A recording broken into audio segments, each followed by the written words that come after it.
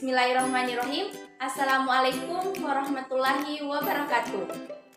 Perkenalkan, nama saya Ainun Arifka dengan NIM 21203861206119 dari kelas PBSC mata kuliah penulisan karya ilmiah berbasis IT Institut Agama Islam Negeri Parepare. Pada kesempatan kali ini saya akan mempresentasikan mengenai materi artikel publikasi.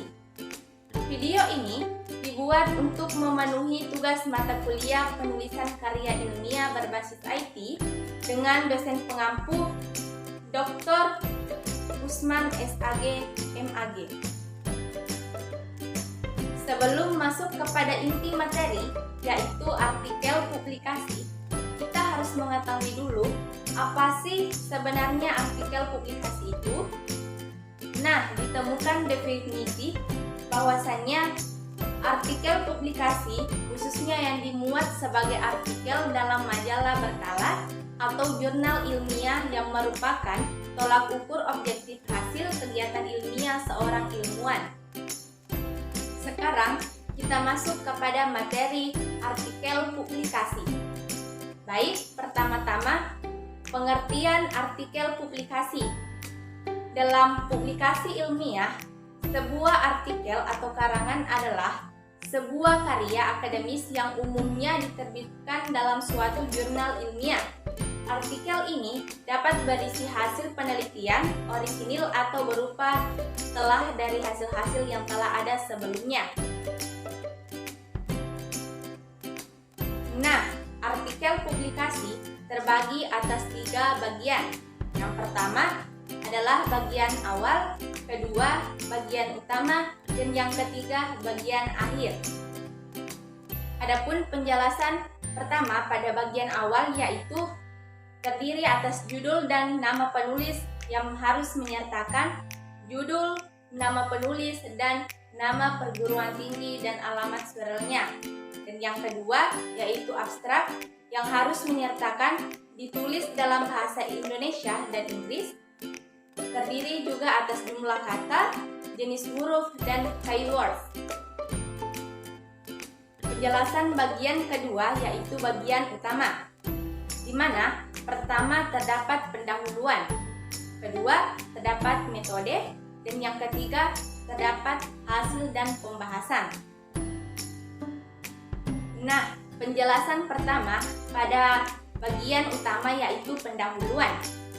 Di bagian pendahuluan berisi latar belakang, konteks penelitian, urgensi permasalahan, hasil kajian pustaka utama yang menjadi landasan penelitian, hasil-hasil riset sebelumnya yang relevan dengan kajian penelitian, dan tujuan penelitiannya.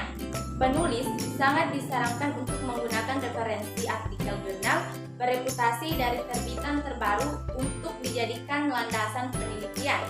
Seluruh bagian pendahuluan disajikan secara terintegrasi dalam bentuk paragraf, tidak dibagi bagian per bagian yang ditulis dengan model pembahasan laporan penelitian atau skripsi, tesis, maupun disertasi.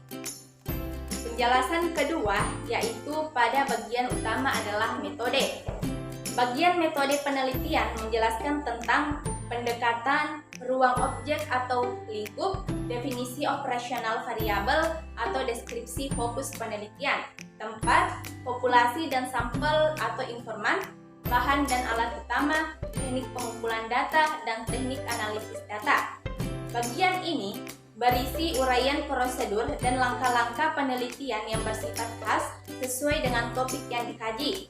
Adapun panjang bagian metode berkisar 10-15% total panjang naskahnya. Dan penjelasan ketiga yaitu hasil dan pembahasan. Pertama yaitu hasil. Subjudul di hasil dituliskan dengan huruf kapital di awal kata saja. Seperti bagian yang lain, tidak diberikan nomor, huruf, atau bullet. Bahasa asing, bahasa daerah, dan istilah tidak baku cetak dengan huruf miring. Bagian hasil dan pembahasan menyajikan hasil penelitian. Hasil penelitian yang disajikan dengan lengkap dan sesuai ruang lingkup penelitian. Hasil penelitian dapat dilengkapi dengan tabel, grafik, dan bagan. Tabel dan gambar diberi nomor dan judul, di mana hasil analisis data yang dimaknai dengan benar dan hasil penelitiannya dapat dilengkapi dengan tabel, grafik, dan bagan. Kedua yaitu pembahasan. Pembahasan harus menunjukkan kebaruan dan temuan signifikan dari penelitian yang dilakukan. Pembahasan yang dilakukan dengan pertama, menafsirkan temuan-temuan penelitian, mengintegrasikan temuan dalam struktur ilmu pengetahuan, mengungkap temuan-temuan baru atau teori baru atau modifikasi teori yang sudah ada. Dan yang keempat, penjelasan implikasi temuan secara teori dan praktis. Adapun penjelasan terakhir pada artikel publikasi yaitu bagian akhir, di mana bagian akhir itu mencantumkan daftar pustaka. Daftar pustaka memuat sumber-sumber yang dirujuk dan minimal 80% berupa pustaka terbitan 5 tahun terakhir. Daftar rujukan ditulis sesuai dengan apa 5th edition. Semua sumber yang tercantum dalam daftar pustaka harus ada dalam naskah artikel. Dan yang terakhir, saya memberikan kesimpulan terhadap materi artikel publikasi tersebut, di mana artikel ilmiah adalah suatu tulisan berdasarkan hasil penelitian atau pengamatan yang terstruktur atau sistematis berdasarkan metode ilmiah atau memenuhi kaedahan etika ilmiah untuk mendapatkan jawaban secara ilmiah terhadap suatu permasalahan yang ada. Artikel ilmiah juga dapat dibedakan menjadi dua jenis, yaitu artikel ilmiah hasil penelitian dan non-penelitian. Itulah tadi presentasi dari saya mengenai artikel publikasi. Apabila ada kata-kata yang salah dari saya, mohon dimaafkan. Wabillahi taufiq wal hidayah. Assalamualaikum warahmatullahi wabarakatuh.